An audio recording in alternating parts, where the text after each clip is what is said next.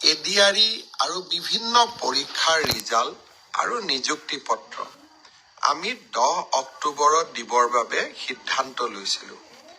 কিন্তু যোৱা কেইদিনমানৰ ঘটনা প্ৰবাহ আৰু গুৱাহাটী হাইকোৰ্টৰ এটা ৰায়ৰ বাবে আমি অকণমান থমকি ৰ'বলগীয়া হৈছে। মই আপোনালোকক আজি কোন পৰীক্ষাৰ কোনদিনাখন আমি ৰিজাল্ট এনাউন্স কৰিম সেই বিষয়ে মই আপোনালোকক স্পষ্টকৈ ক'ম, যাতে আপোনালোকৰ মনত কোনো সন্দেহ নাথাকে। পোনপ্ৰথমে মই আপোনালোকক জনাব খুজিছোঁ যে আমাৰ এডিআৰই পৰীক্ষাৰ যি গ্ৰেড 3 আছিলে, অৰ্থাৎ তৃতীয় বৰ্গৰ যি চাকৰি আছিলে, সেই চাকৰিৰ ফলাফল আমি 10 অক্টোবৰ তাৰিখে প্ৰকাশ কৰিম। এডিআৰইৰ চতুৰ্থ শ্ৰেণীৰ যি পৰীক্ষা আছিলে, প্ৰায় 5,000 পদ আছিলে, এই পৰীক্ষাৰ ফলাফল আমি 15 অক্টোবৰ তাৰিখে ঘোষণা কৰিম। স্বাস্থ্য বিভাগৰ বিভিন্ন পৰীক্ষাৰ ফলাফল, নন টেকনিকেল, টেকনিকেল, স্বাস্থ্য বিভাগৰ আটাইবোৰ পৰীক্ষাৰ ফলাফল আমি 12 অক্টোবৰ তাৰিখৰ আগতে ঘোষণা কৰিম। এলিমেণ্টাৰী প্ৰাথমিক বিদ্যালয়ৰ শিক্ষকৰ নিযুক্তিৰ বাবে আমি যি পৰীক্ষা বা আমি যিটো নিযুক্তিৰ প্ৰক্ৰিয়া আৰম্ভ কৰিছোঁ, সেই পৰীক্ষাৰ ফলাফল আমি 15ৰ পৰা 20 অক্টোবৰৰ ভিতৰত প্ৰকাশ কৰিম। তাৰ কাৰণ, প্ৰাথমিক বিদ্যালয়ৰ শিক্ষক শিক্ষয়িত্ৰীৰ পৰীক্ষাৰ ফলাফল ঘোষণা কৰাৰ আগতে আমি গ্ৰেজুৱেট টিচাৰ আৰু পোষ্ট গ্ৰেজুৱেট টিচাৰৰ ৰিজাল্ট ঘোষণা কৰিব খুজিছোঁ, যাতে অভাৰলেপিং নহয়, অৰ্থাৎ প্ৰাথমিক বিদ্যালয়ৰ শিক্ষকৰ পদ নিৰ্বাচিত গ্ৰেজুৱেট টিচাৰ বা পোষ্ট গ্ৰেজুৱেট টিচাৰসকলে দখল কৰিব নোৱাৰে আৰু আমাৰ যুৱক যুৱতীসকল যাতে বঞ্চিত নহয়।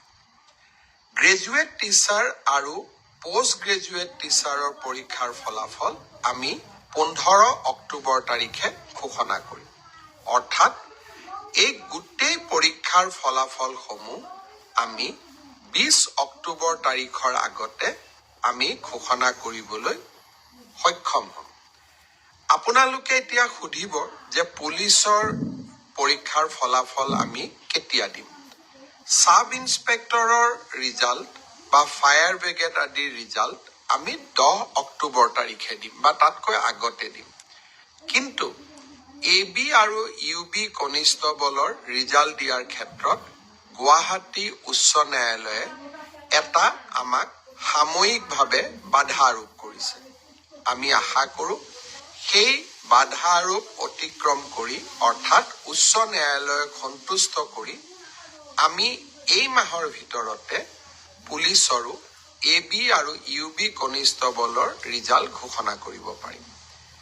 এই গোটেই ৰিজাল্টৰ ফলাফলৰ লিষ্টখন দেখিলে আপোনালোকে ইতিমধ্যে গম পাইছে যে আমি 20 অক্টোবৰলৈকে যাবলগীয়া হৈছে। কিন্তু মই প্ৰতিশ্ৰুতি দিছিলোঁ যে অক্টোবৰ মাহৰ ভিতৰতে 10 অক্টোবৰত আপোনালোকক নিযুক্তি পত্ৰ দিম। 10 অক্টোবৰত মই নোৱাৰিলেও অন্তত 25-26 অক্টোবৰৰ ভিতৰত আপোনালোকৰ হাতত মই নিযুক্তি পত্ৰ তুলি দিম।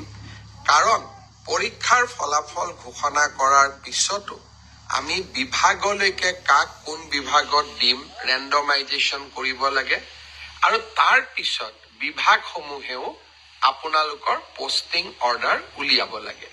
সেইকাৰণে অক্টোবৰ মাহৰ ভিতৰতে আপোনালোকৰ নিযুক্তি হ'ব, কিন্তু কেইটামান দিন আপোনালোকে অপেক্ষা কৰিব লাগিব।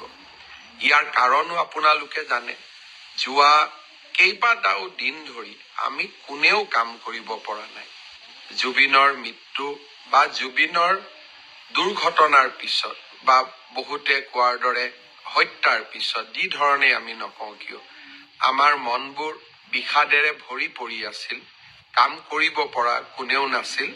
কিন্তু আমি যিহেতু আগুৱাই যাবই লাগিব, সেইবাবে মই আজি আপোনালোকক নিশ্চিতভাৱে কোন পৰীক্ষাৰ কেতিয়া ফলাফল ঘোষণা কৰিব তাক মই জনালো আৰু আপোনালোকে যাতে নৱেম্বৰ মাহতে চাকৰিত যোগদান কৰিব পাৰে তাৰো আমি নিশ্চিতভাৱে ব্যৱস্থা লম।